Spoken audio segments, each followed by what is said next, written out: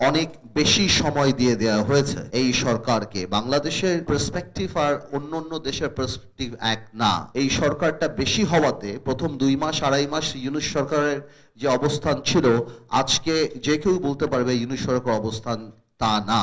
এতে আমি বিভিন্ন অন্যান্য মহল বা অন্যান্য ব্যবসায়িক মহল থেকে আরম্ভ করে যারা সুশীল সমাজ ছিলেন, তাদের মধ্যে প্রথমে একটা মানসিকতা দেখতে পেয়েছিলাম যে এই সরকারকে আরো বেশি বেশি দরকার, because political government has failed to live up to the expectation.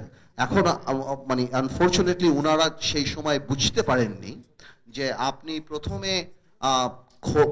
প্রথমে যেই ফেসটা এই সরকারে দেখতে পেয়েছিলেন, যেহেতু ডেমোক্রেসি নেই, যেহেতু অ্যাকাউন্টেবিলিটি নেই, যেহেতু এই সরকার জনগণের সরকার না, জনগণের আমাদের মতো সব রাজনৈতিক দলের সাপোর্ট করা সরকার, এখন কিন্তু ব্যবসায়ী থেকে আরম্ভ করে অনেকেই এই জিনিসটা রিয়েলাইজ করা আরম্ভ করেছে যে এটা যদি দেখুন আমাদের ইকোনমিটা কিন্তু ওরকম স্টেবল কোনো সময় ছিল না। সো অন্যান্য দেশে রিসার্চ করে অন্তর্বর্তীকালীন সরকারের যেই অবস্থান থাকবে, আমাদের যে এখানে থাকবে সেই কথাটা নট নেসেসারিলি রাইট।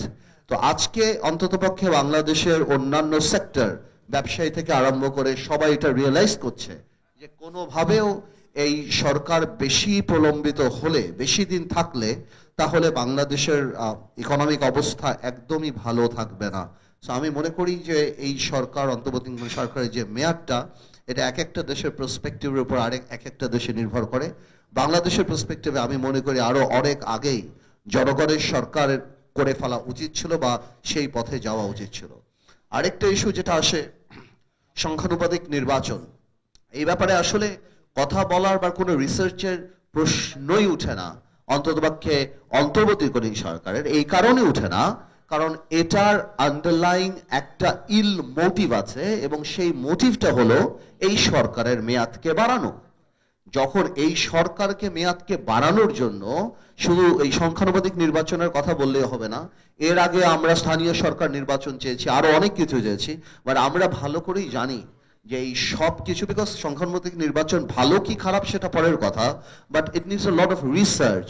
বাংলাদেশের মানুষ আপনারা দেখেছি ইভিএম এ কিভাবে ফেল করেছে, সেখানে সংখ্যানুপাতিক নির্বাচনে বাংলাদেশ আপনার আরপিও এবং অন্যান্য রিলেটেড যে আইনগুলি, সেগুলিকে চেঞ্জ করে সংখ্যানুপাতিক নির্বাচনে আসা, we are just not ready for it, আমাদের মাথায় রাখতে হবে। এবং আপনি মানে এই সরকার, দেখুন একটা কথা, আলটিমেটলি তো liberty is the main thing. Liberty, আমরা স্বাধীনতা চাই এবং এই স্বাধীনতার জন্যই আমরা এই সরকারকে চাই বা যাই। বাট এখন বাংলাদেশের যে অবস্থা, it's like liberty of a prisoner. একটা আসামির যেমন স্বাধীনতা থাকে, আস্তে আস্তে কিন্তু সারা বাংলাদেশের প্রত্যেকটা সেক্টরে দম সেভাবে বন্ধ হয়ে যাচ্ছে। তো আমি সংখ্যানুপাতিক নির্বাচনের এই রিসার্চ কোন দেশে কি হলো, আমার কাছে বিং আ পলিটিশিয়ান এটা একদমই ম্যাটেরিয়াল, বিকজ এটা এই সরকারের চিন্তা করার জায়গাই না। আগামীতে কোনো ডেমোক্রেটিক সরকার যদি এই দেশে আসে, তারা চিন্তা করতে পারে যে এই ধরনের ম্যাসিভ চেঞ্জ তারা করবে কি করবে না। আর এটাই বাস্তব যে বাংলাদেশে এখন আমরা একটা নির্বাচন চাই, এবং অনেকেরই ভয় লাগতে পারে, অনেকেরই চিন্তা করতে পারে যে নির্বাচনে যারা ক্ষমতা আসবে, বিশেষ করে আমি খোলাখুলি বলি, বিএনপির কথা যদি কেউ বলে যে বিএনপি কিভাবে আসবে, গত 9 মাসে বিএনপির উপরের দিকে বা বিএনপির যারা সুপ্রিমো, তাদের অ্যাটিটিউড, তাদের পলিটিক্যাল স্টেপ দেখলে সবাই দেখতে পাচ্ছেন যে তারা ইনক্লুসিভিটি বিশ্বাস করে।